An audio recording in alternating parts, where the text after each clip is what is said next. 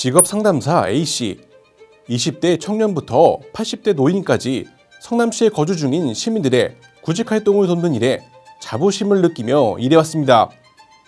일자리가 없어 막막한 마음으로 일자리 센터를 찾아온 시민들 한 명 한 명의 상황에 맞게 적절한 사업장으로 연결해 취업에 성공시켰을 때 상담의 고단함도 잊어버렸습니다. 선생님들이 오셨을 때 제일 난감한 게 60대 초반 선생님들은 너무 건강하시고 능력도 너무 축축하신데 가실 만한 데가 이제 경비 아니면 미화 막 그런 것들이라는 것 때문에 선생님들이 너무 낙담을 하시거든요. 그런데 그런 업체가 이제 한 군데라도 있으면 그런 데다가 좀 많이 들어가시라고 알선을 해드릴 수 있다는 것 자체가 조금 더 좋으신 것 같아요. 그분들한테는 제2의 활력소가 되시는 거니까요. 하지만 성남시는 윤석열 정부가 국정과제로 내세운 공공부문 개혁과 효율적인 운영을 하겠다는 이유로 일부 일자리센터 폐쇄와 대대적인 인원 감축을 결정했습니다. 성남시는 지난 9월경 한 차례 간담회를 진행하기도 했지만 기존 36명에서 20명으로 직업 상담사 인원을 감축하고 이제 막 자리를 잡아가고 있는 판교 일자리센터 폐쇄 입장을 고수했습니다. 더구나 성남 판교 일자리센터는 지난 9월 기준으로 경기 일자리센터 합동평가 기준 실적 현황에서 경기도 내 31개 일자리센터 중에서 2위를 차지할 정도로 평가가 좋은 기관이었습니다. 매년 용역업체 선정으로 고용의 불안함을 갖고 왔던 이들은 누가 어떤 이유로 해고되어야만 하는지 명확한 기준은 들을 수 없었다고 하소연했습니다. 그 16명을 줄인다는 거에 대한 구체적인 기준도 아직은 없어요. 16명이 누가 될지는 아무도 몰라요. 그래서 다들 불안해하고 지금 일이 아직 12월 달까지 해야 되는데 이거 손 안 잡히시죠? 그리고 우리는 어떻게 보면 다른 사람 일자리 찾아주는 거잖아요. 근데 저희 일자리는 보장이 안 된 상태죠. 네네. 그런데도 다른 사람 일자리는 열심히 상담을 통해서 찾아주고. 성남시 관계자는 지자체 입장에서 작은 정부를 추구하는 현 정부의 기조를 따를 수밖에 없지 않겠다며 푸념을 늘어놓기도 했습니다. 이 관계자는 행정복지센터 직업 상담사들을 찾는 시민들이 많지 않고 일자리 센터가 실적을 올리기 위해 단순 노무직을 소개하는 경우가 많았다며 인원 감축 이유를 설명했습니다. 그러면서 효율적인 운영을 통해 판교 IT 업체와 같은 양질의 일자리를 소개하는 일에 주력하겠다고 강조하면서도 정작 판교 일자리 센터는 폐쇄하겠다는 모순적인 답변을 내놓았습니다. 저희 성남시의 어떤 그런 산업적인 거라든지 이런 전체적인 특징을 봤었을 때는 전국에서 제일 가는 판교 테크노밸리도 있고 거기에 이제 무수한 4차 산업혁명을 주도하는 그런 IT 기업들도 많잖아요. 네네. 예, 그래서 좀 더 그 여러 계층의 그 단순 노무 일자리뿐만 아니라 다양한 계층이 일자리를 창출할 수 있게끔 지금 하려고 이제 저희가 검토를 하고 있는 상황입니다. 예. 근데 그 판교 일자리센터도 폐쇄하신다는 거 아닌가요, 근데? 거기요? 판교 일자리센터요? 네네. 그거는 이제 그렇게 이해를 하시면 될 것 같아요. 저희가 거기에 청년 지원센터도 있고 이제 청년 창업 카페도 있고 저희 이제 그 일자리 센터도 이렇게 같이 있거든요. 판교역 지하에. 네네.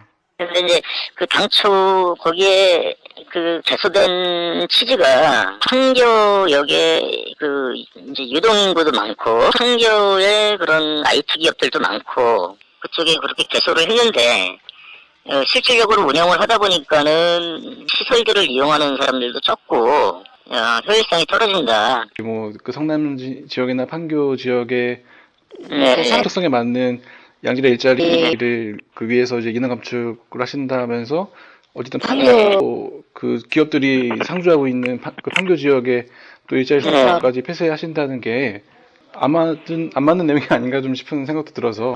그래서 예. 그 판교센터는요. 네네. 시차원에서 활성화 방안을 그래서 그 해당 부서에서 검토를 하고 있는 걸로 알고 있습니다. 일단 뭐 폐쇄하고 그렇죠, 그렇죠. 어떤 시설이 뭐 나중에 들어올지 모르겠지만은. 양질의 일자리를 얻으면 더 좋겠지만 누군가에게는 단순 노무직이라도 간절한 상황일 수 있습니다.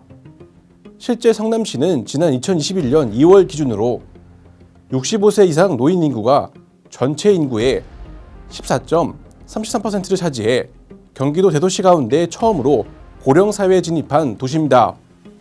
양질의 일자리뿐만 아니라 고령 인구에 특화된 정책이 필요한 상황. 직업 상담사들은 실제 현장을 모르는 답변이라고 지적했습니다.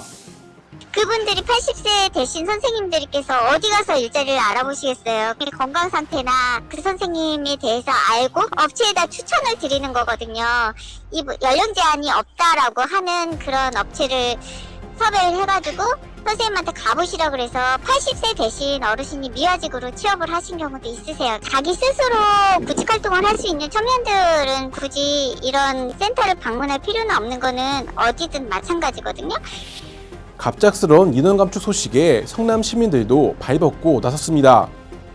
일자리 센터를 통해 직원을 고용했던 중소기업 사장님부터 정장대여 서비스를 이용했던 청년 구직자, 행정복지센터에서 상담을 나누며 직장을 구했던 시민들까지 한 목소리로 인원 감축을 반대하고 있는 겁니다. 빗발치는 시민들의 항의에도 성남시의 입장은 강경하기만 했습니다. 예, 그 뭐 일자리 센터 쳐보시면 시민분들이 뭐 한 11월 한 뭐 7, 8일부터 이제 쭉 글을 올리고 계신 게 있으세요. 일자리 센터 관련해서.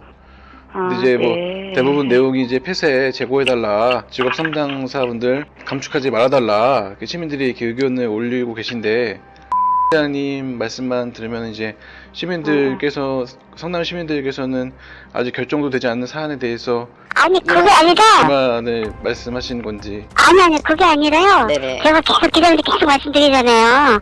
그 정확한 거는 그쪽에 통화를 한번 해보시는 게 낫겠다고 제가 말씀드린 게 그 부분에 대해서 제가 인지를 못했기 때문에 내용 그 사업에 대한 거는 정확하게 제가 모르기 때문에 해당 팀장님하고 통화하셔서 계속 말씀드리고 있는 부분이 그 부분인데. 저도 계속 말씀드리잖아요, 팀장님. 통화를 했다고. 해당 팀하고는. 네네네. 이 사안에 대해서 해당 부서는 인원 감축과 예산 줄이는 걸 전제로 저한테도 답변하셨는데, 그럼 그거에 대한 그 시민들의 어떤 자유 게시판에서 올리시는 그 의견들도 있으시니 그 시장님의 입장을 듣고 싶다, 궁금하다. 제가 어제도 말씀드렸잖아요. 근데 팀장님 뭐 지금도 어제 파악이 안 됐. 다 뭐 아직 결제가 되지 않은 사안이라 뭐 대답할 수 있는 게 마땅치 않다라고 말씀하시면, 그러니까 제가 그런 입장이죠. 예. 그래서 제가 시장님의 입장을 또 대행해서 또 말씀하시는 직책이신 거 아닌가요? 그건 아니. 네네 그건 아니고 대변인 따르는 건 아니고 시장님 입장은 제가 말씀 지금 드릴 수 있는 게 없어요 지금. 제가 시장님의 입장을 여쭤보기 위해서는 어느 부서 연락을 드려야 될까요? 그 해당 부서로 주시는 게 제일 빠르실 텐데. 그 시장님의 입장이 궁금하니 그러니까 해당 부서에서 청취하셨으면 그게 맞는 거죠. 예. 그게 성남시의 입장이고 성남시장님의 입장이라고 제가 받아들이면 될까요, 그러면? 해당 부서하고 통화를 끝냈습니까? 예. 해당 부서가 하는 일이 시장님의 의지고 또 성남시의 입장이시니까 그렇게 이제 생각하면 된다는 말씀이시군요. 그렇죠. 예. 국민의힘 소속으로 지난 선거에서 당선된 신상진 성남시장. 기존에 2층에 있던 시장실을 4층으로 옮기면서 리모델링 비용으로 무려 1억 9천만 원을 지출했습니다.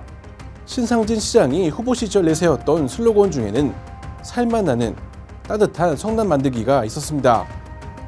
2010년 설립 이후 살만 나고 따뜻한 성남을 만들어가기 위해 일자리가 간절한 성남 시민들의 구직 활동을 지원해온 일자리센터의 역할이 과연 없었을까요?